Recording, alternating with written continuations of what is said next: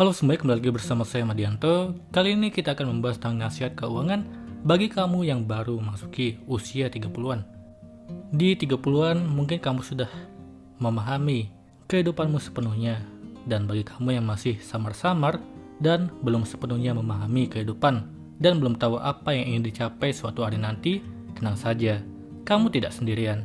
Hampir semua orang mengalaminya, dan itu memang hal yang wajar. Walau belum tahu hal spesifik yang diinginkan, tapi memiliki keuangan yang aman di masa depan pastinya menjadi salah satu cita-cita besarmu. Untuk mewujudkan hal ini, beberapa nasihat keuangan berikut bisa memandu kamu demi meraih kebebasan finansial di masa mendatang.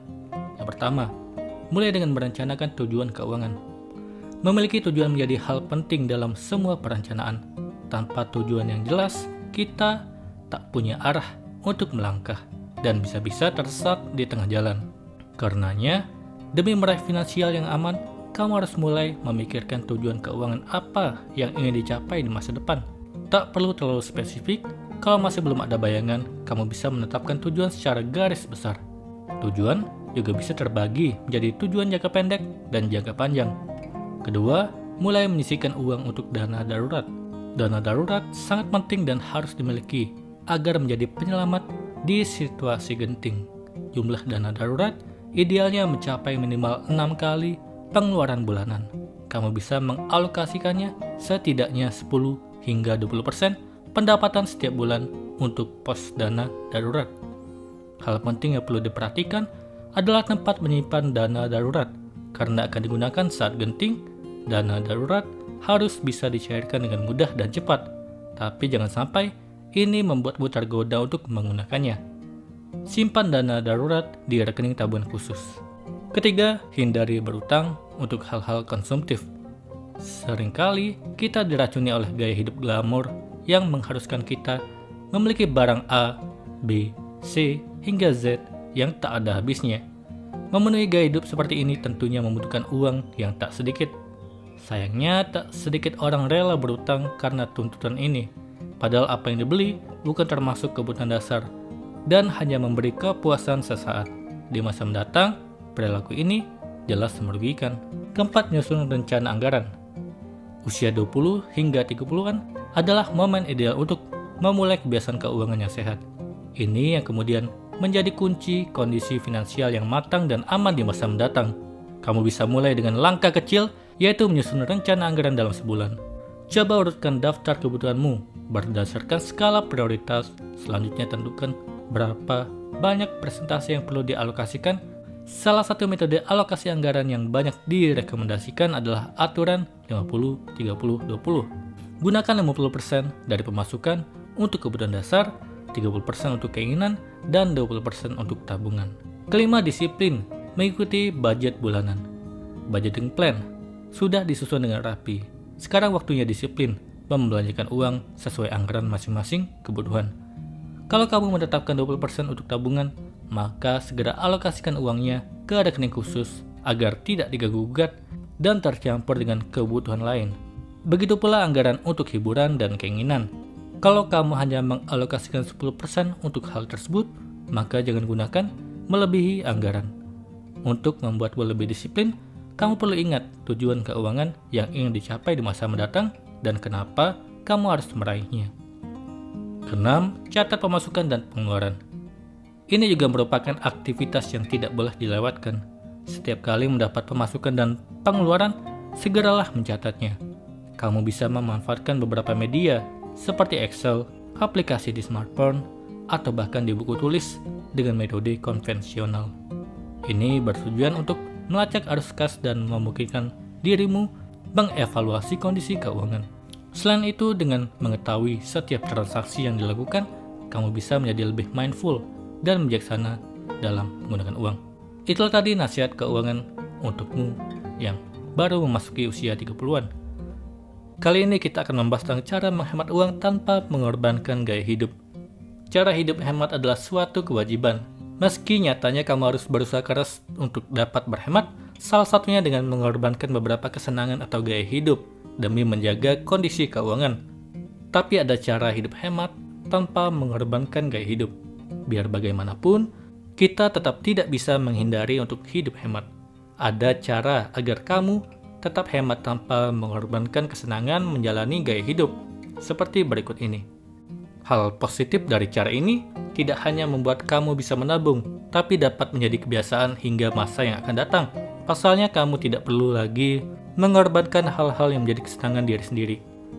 Yang pertama, unsubscribe layanan yang jarang atau tidak pernah kamu pakai. Kita punya kecenderungan menggunakan barang yang baru dibeli sesering mungkin, tapi setelah beberapa saat mulai bosan dan membiarkannya teronggok jadi tempat debu.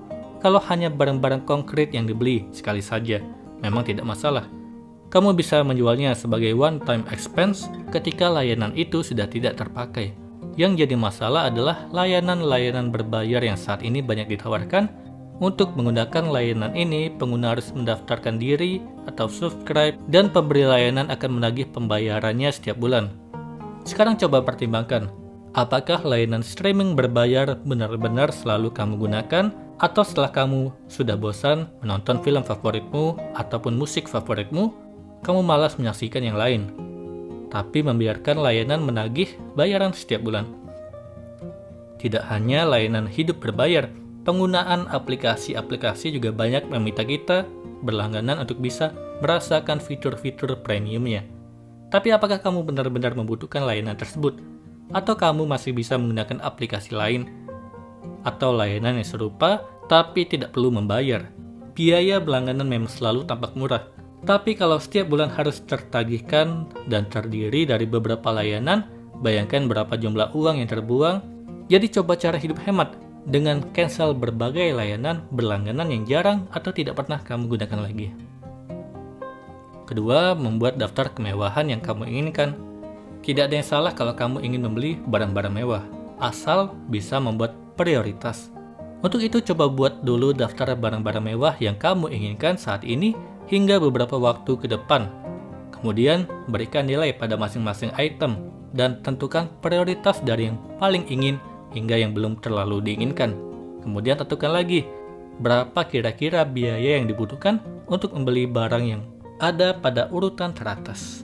Dengan membuat daftar barang-barang yang kamu inginkan, kamu bisa memprioritaskan mana yang lebih bernilai untuk dibeli pertama kali. Selain itu, karena kamu harus merencanakan dan memikirkan dulu apa yang mau dibeli, meminimalisasi pembelian secara impulsif atau menyesal sudah membeli. Kamu dapat meminimalisasi pembelian secara impulsif atau menyesal sudah membeli. Ketiga, hindari belanja karena kebiasaan dan pembelian impulsif kecil-kecilan. Pembelajaran impulsif adalah membeli barang-barang yang ada pada display dekat kasir, sedangkan belanja karena kebiasaan terjadi ketika kita merasa harus membeli setiap hari, seperti beli kopi dan snack ringan sebelum ke kantor. Kedua hal tersebut tanpa kamu sadari akan membuat boros. Cara paling mudah mengubah kebiasaan belanja impulsif adalah dengan menyadari kepuasan yang kamu peroleh hanya sedikit dan bersifat sementara. Jadi kenapa membuang-buang uang pada pembelian yang nilainya kecil dan memberikan sedikit kesenangan, sedangkan menahan diri tidak belanja impulsif membuat kamu bisa menabung lebih banyak untuk membeli barang mewah seperti pada nomor 2. Keempat, gunakan sesuatu atau barang dalam waktu lama. Ketika kamu merasa harus membeli barang baru, pikirkan dulu sampai berapa lama kamu bisa memakai item yang sudah ada. Apakah kamu benar-benar harus membeli laptop baru atau masih bisa menggunakannya hingga beberapa bulan ke depan? Semakin lama menggunakan suatu barang, semakin mudah kamu berhemat. Oleh karena itu, sebaiknya juga beli barang-barang yang berkualitas tinggi dan jaga dengan baik, sehingga kamu tidak perlu mengeluarkan uang lebih sering untuk membeli barang yang sama. Yang terakhir, jaga kesehatan, cukupi nutrisi fisik dan mental. Kesehatan yang terjaga tidak hanya membuat kamu dapat menjalani aktivitas dengan baik, tapi menghindari pengeluaran tidak terduga untuk biaya berobat. Jangan salah kira, biaya kesehatan itu sangat mahal, apalagi kalau kamu tidak punya banyak simpanan untuk hal tersebut. Menjaga kesehatan fisik tidak perlu yang ribet dan mahal. Cukup dengan misalnya rajin minum air putih daripada soda, pilih salad daripada burger, naik tangga daripada lift, makan tepat waktu, tidur yang cukup, dan tidak banyak begadang. Jangan abaikan juga pikiranmu, harus kamu jaga baik-baik. Stres, kecemasan, emosional, dan depresi sama bahayanya dengan memakan makanan fast food yang dapat menyebabkan tekanan darah tinggi, stroke, dan serangan jantung. Walau sepele, kebiasaan-kebiasaan tadi mampu membuat kamu terhindar dari penyakit dan biaya pengobatannya. Itulah tadi cara hidup hemat tanpa mengorbankan gaya hidup. Kali ini kita akan membahas tentang tips penting untuk menjalani frugal living. Banyak orang yang tak membatasi pengeluaran rumah tangga, bahkan hidup glamor dan boros. Meski demikian, tak sedikit pula orang yang menerapkan hidup hemat. Hidup hemat atau frugal living adalah kehidupan di mana seseorang sadar akan pengeluaran mereka, tapi tetap dapat memberikan prioritas kepada hal-hal yang penting. Orang-orang yang ingin menerapkan gaya hidup ini perlu memikirkan tujuan utama dan bagaimana mengubah pengaturan keuangan mereka sehingga bisa mencapai tujuan tersebut. Sebenarnya, hidup hemat merupakan gaya hidup yang umum dilakukan oleh banyak orang. Kadangkala, kehidupan mereka bahkan penuh dengan penghematan. Beberapa orang yang mengadopsi gaya hidup hemat biasanya lebih banyak menghabiskan waktu untuk berlibur atau waktu untuk diri sendiri. Tapi semuanya kembali lagi pada hal-hal yang menjadi prioritas. Coba kita perhatikan ini. Dari halaman Real Simple, ada beberapa tips yang bisa kita perhatikan saat menjalani gaya hidup frugal living sebagai berikut. Yang pertama, selalu periksa pengeluaran.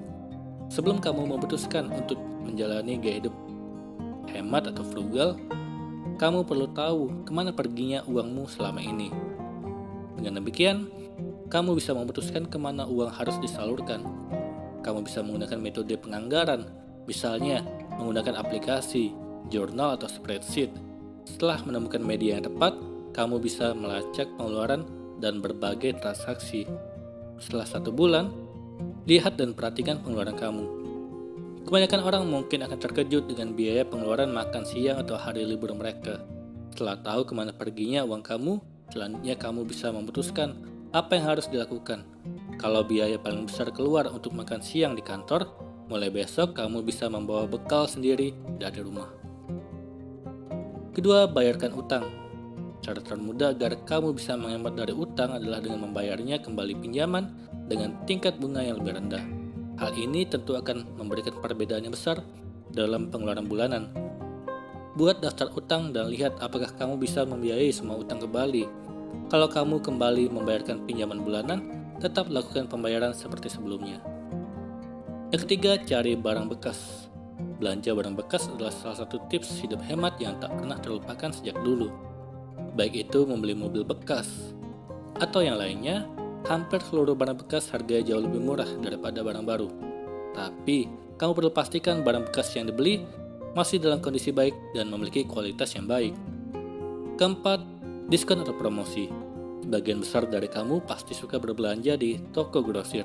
Biasanya, kamu akan mengeluarkan uang atau mengisi kartu debit atau kredit untuk membeli barang yang diinginkan. Cara termudah untuk menghemat uang kamu adalah dengan menggunakan kartu diskon saat berbelanja. Berbagai situs e-commerce tentu memberikan tawaran harga diskon selama kamu memiliki kartu, voucher, atau kupon diskon. Kelima, investasikan uang. Banyak orang yang takut kehilangan uang mereka, terutama setelah bekerja keras untuk mendapatkannya.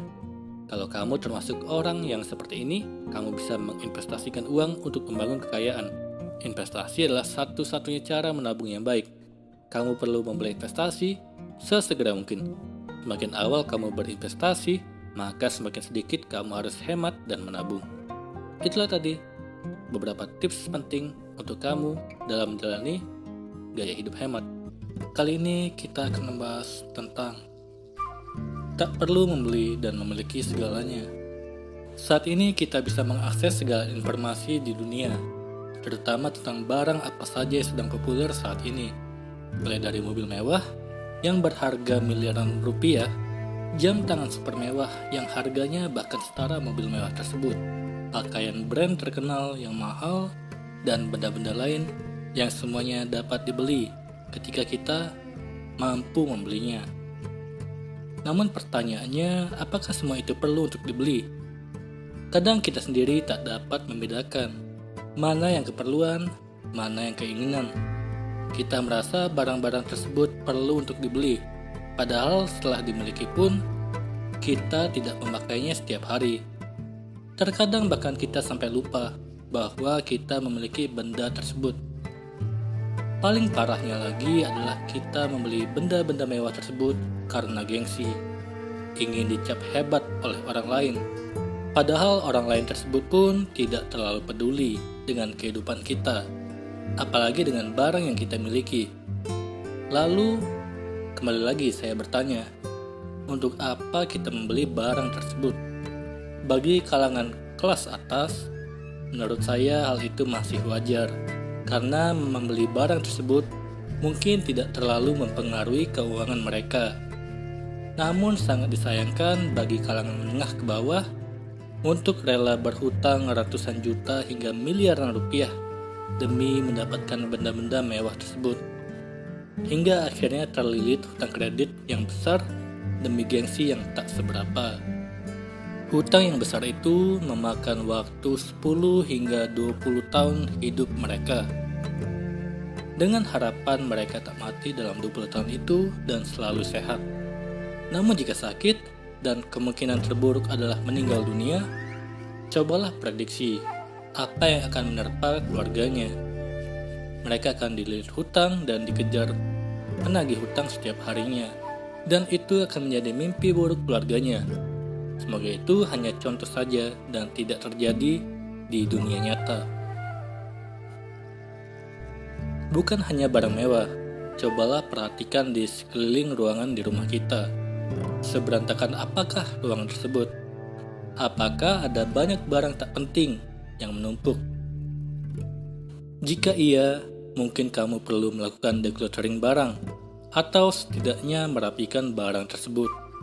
Mungkin kita tak sadar setelah membeli barang yang tak perlu tadi, atau istilah lainnya kita hanya lapar mata saja. Lapar mata inilah yang menurut saya tidak diperlukan dalam hidup kita. Pamer sesuatu ke orang yang bahkan tidak peduli dengan kehidupan kita.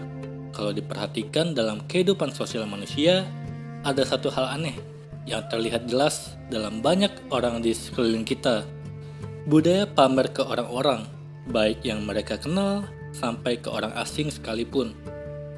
Terkadang kita bahkan rela menghabiskan ratusan juta rupiah untuk membeli mobil keluaran terbaru atau barang mewah lainnya demi membuat kesan hebat kepada orang-orang sekitar kita.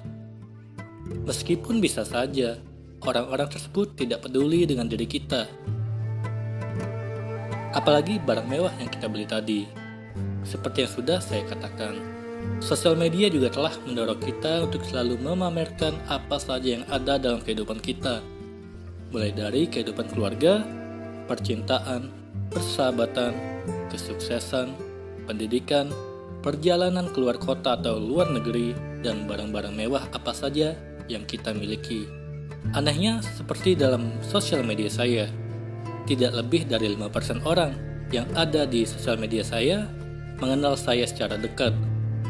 Dan tentu saja mereka tidak terlalu peduli dengan kehidupan saya atau barang-barang yang dibeli. Saya pun tidak mengelak fakta bahwa saya juga masih sering memposting kehidupan saya ke sosial media. Saya kadang merasakan perasaan senang yang aneh ketika mendapatkan ratusan hingga ribuan likes di Instagram. Tetapi lambat laun saya tersadar bahwa semua itu tidaklah terlalu penting-penting amat.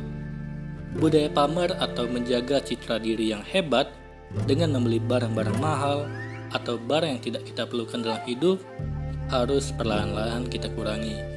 Mungkin ada sedikit pengecualian untuk orang-orang tertentu seperti para selebriti yang ada di dunia. Mereka hidup dari perhatian orang lain. Ketika perhatian orang lain tersebut mulai redup, mereka perlu meningkatkan perhatian mereka seperti membeli mobil super mewah atau mengoleksi hal-hal mahal lainnya agar dapat disorot media massa dan meningkatkan jumlah pekerjaan mereka sebagai selebriti. Nah, tapi orang biasa, apakah harus mengikuti hal ini? Apa untungnya bagi kita? Kalau tidak ada, jangan kita ambil pusing untuk beli barang mewah yang untuk membayarnya saja harus menyicil puluhan bulan atau tahun. Hidup bukan untuk pamer ke orang lain dan menyusahkan diri kita sendiri. Tak perlu membeli segalanya, Cukup membeli hal yang benar-benar bisa membuatmu bahagia, atau beli saja barang yang kamu butuhkan, bukan keinginan kamu yang hanya bersifat sementara. Semoga ini bermanfaat. Sekian dan terima kasih. Halo semuanya, kembali lagi ke channel saya. Kali ini kita akan membahas tentang keinginan bukan kebutuhan. Jika ada yang lebih berbahaya dari kematian adalah keinginan manusia itu sendiri. Keinginan untuk memiliki segalanya. Nafsu kita sebagai manusia telah mengubah keinginan menjadi hal yang kadang negatif atau menimbulkan dampak yang buruk dalam kehidupan kita. Meskipun kadang keinginan itu menjadi sesuatu yang mendorong kita agar mencapai hal-hal yang positif dalam hidup.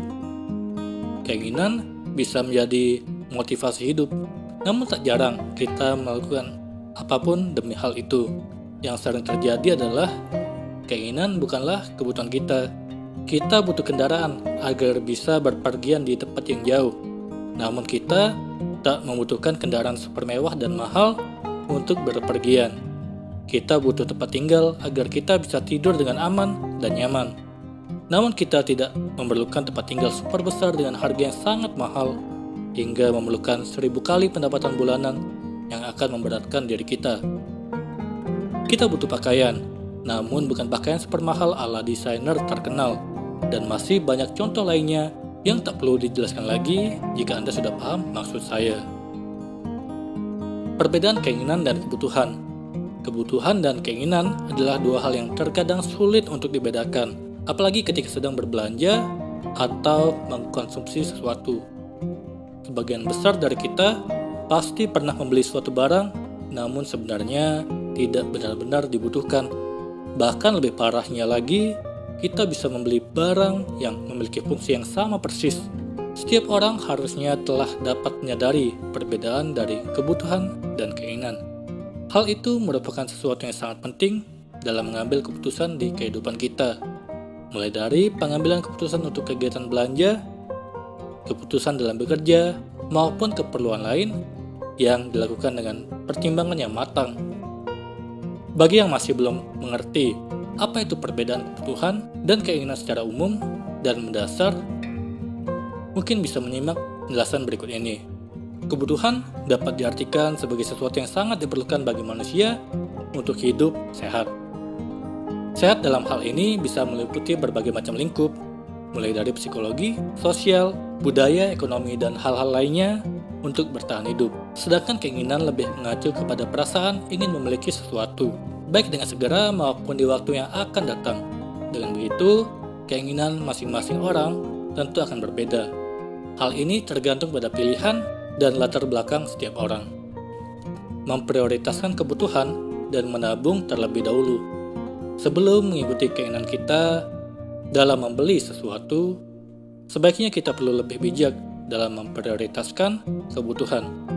Kebutuhan untuk makan makanan pokok, memiliki pakaian yang layak pakai, dan memiliki tempat tinggal yang layak huni. Ketika kebutuhan pokok ini telah dipenuhi, akan ada kebutuhan lain yang sebaiknya perlu diprioritaskan terlebih dahulu dibandingkan keinginan kita seperti listrik, air, dan zaman yang serba melek teknologi ini, kita memerlukan internet untuk mengakses informasi yang ada. Setelah itu, mungkin keinginan kita bisa dituruti. Namun sebaiknya sebelum menuruti keinginan tersebut, sebaiknya kita memprioritaskan kebutuhan untuk masa depan kita dengan cara menabung atau berinvestasi. Menabung atau berinvestasilah sebanyak 10% dari pendapatan bulanan. Mungkin itu terasa tidak banyak, namun jika dikumpulkan selama 30 tahun, itu akan sangat bermanfaat untuk anak dan masa depan kita. Terlebih lagi apabila kita berinvestasi dengan keuntungan 10% per tahun dengan compound interest, maka uang itu akan berjumlah sangat besar dan dapat digunakan untuk memenuhi kebutuhan kita di masa depan tersebut. Setelah kita memenuhi kebutuhan kita dan telah menabung atau berinvestasi, barulah kita boleh memenuhi keinginan kita. Dengan demikian, kita tidak akan mengorbankan masa depan kita hanya demi keinginan semata, dan keinginan kita jadi dapat dipenuhi secara perlahan-lahan.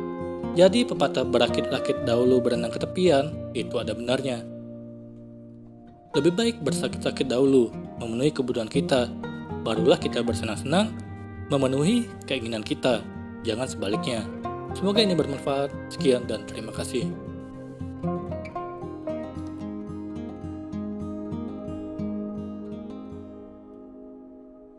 Halo semuanya, kembali lagi bersama saya Madianto dengan tema Minimalis Indonesia. Kali ini kita akan membahas tentang minimalis yang sesungguhnya. Suatu hari, seseorang melihat seekor kucing minum air dari kolam.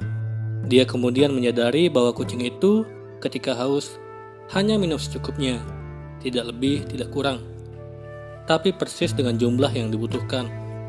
Kucing itu tidak membebani dirinya sendiri dengan minum berlebihan, karena itu hanya akan menghambat pergerakannya. Juga tidak mengurangi porsi minumnya karena akan menyebabkan dehidrasi.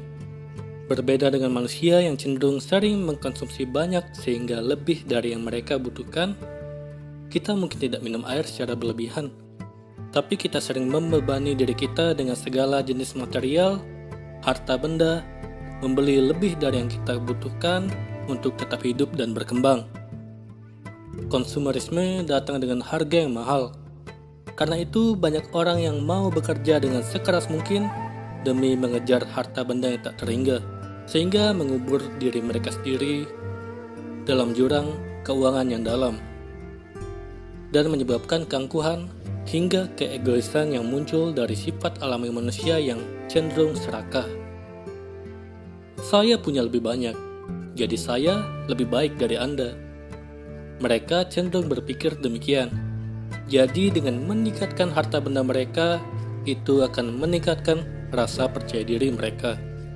Sedangkan minimalisme adalah ketika orang berpaling untuk konsumsi berlebihan dan memutuskan untuk hidup tidak lebih dari yang diperlukan. Selain menjadi tren gaya hidup saat ini, minimalis adalah konsep yang telah lama ada dan telah terlatih selama berabad-abad. Ada rasa kebebasan dalam kesederhanaan dan rasa kebebasan saat kita tidak memiliki banyak benda yang telah dialami oleh banyak orang bijak di seluruh dunia. Mereka melihat bahwa kepemilikan suatu barang yang mahal atau banyak tidak menentukan siapa diri kita. Saya di sini mengkaji sisi filosofis minimalis dan menyelidiki mengapa lebih banyak itu lebih buruk dan lebih sedikit itu lebih baik. Dan mengapa kemampuan untuk melepaskan hal-hal yang membebani diri kita seperti tidak terikat dengan banyak benda adalah kekayaan yang sesungguhnya. Minimalis bisa diartikan dengan berbeda cara. Intinya, ini menunjuk pada hidup dengan cukup itu sangat penting dan akan mengurangi kekacauan dalam hidup kita, sehingga menahan untuk tidak memaksakan diri. Dengan kata lain, agar tetap sederhana.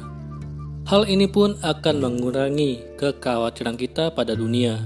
Semakin sedikit Anda memiliki sesuatu, semakin sedikit Anda kehilangan, dan semakin sedikit hal yang perlu Anda khawatirkan. Jika Anda menilai terlalu tinggi harta benda Anda, orang akan berencana untuk mencurinya atau merampoknya. Jangan tampilkan harta Anda atau orang lain akan menjadi iri dan mendoakan hal-hal buruk pada diri Anda. Jangan memamerkan apa yang dimiliki, nikmatilah tanpa orang lain harus mengetahuinya.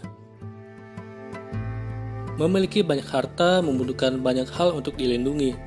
Itulah mengapa kita melihat beberapa orang kaya secara batin sering hidup dalam ketakutan, bersembunyi di balik tembok yang tinggi agar terjaga keamanannya. Sebaliknya, dengan tidak memiliki terlalu banyak, kita akan menghemat banyak waktu dan tenaga.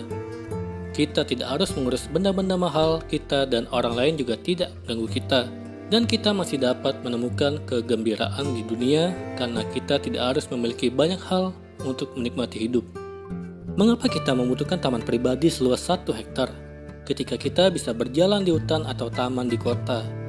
Mengapa kita membutuhkan rumah besar dengan 6 ruangan tak terpakai jika kita bisa tinggal di rumah kecil yang murah dan menikmati dunia luar secara gratis? Ketika biaya hidup lebih rendah, kita tidak harus bekerja lembur bagai kuda dan tidak perlu menghabiskan lebih banyak uang. Kita menjadi punya waktu menikmati dunia di sekitar kita dengan rasa kepuasan. Bukankah itu arti dari kebebasan? Jadi, apa yang sebenarnya kita butuhkan? sangat menyenangkan memiliki sedikit. Dalam minimalis, seseorang melepaskan hal yang konvensional, gagasan tentang kekayaan dan status. Kekayaan yang terletak di dalam dan demi status sosial tidak hanya memerlukan kemewahan. Itu juga sulit untuk didapatkan, mudah hilang, dan di luar kendali dari diri kita. Sebaliknya, kaum minimalis memilih untuk hidup sederhana karena mereka tahu bahwa kemampuan untuk melepaskan semua barang yang ada di dunia ini adalah hal yang benar. Kekayaan terletak dalam kegembiraan hidup yang sederhana dan mudah. Bagi kita para minimalis, kesederhanaan dan hidup dengan berkecukupan adalah bentuk pamungkas dari kebebasan dan kekayaan yang sesungguhnya. Semoga ini bermanfaat. Sekian dan terima kasih.